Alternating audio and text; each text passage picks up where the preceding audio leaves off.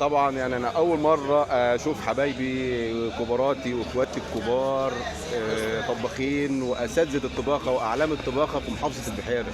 اتاي البارود، الدلنجات، حوش عيسى، حبايبي واخواتي منورين. الحاج احمد، الشيف سعيد حريره، الباشمهندس سعيد، الحاج حسين، الحاج احمد، الحاج حسين احمد، علم من اعلام الطباخ الدلنجات. طبعا هو انا معذور ان اول مره اشوفه، بس اسمع عنه كتير والله، وشغله طبعا دايما عندي وعلى راسي.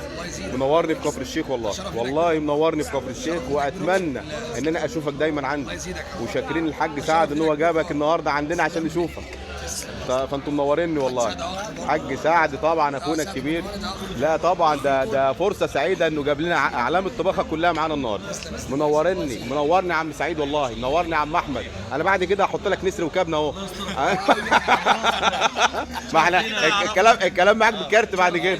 حبيبي يا عم احمد.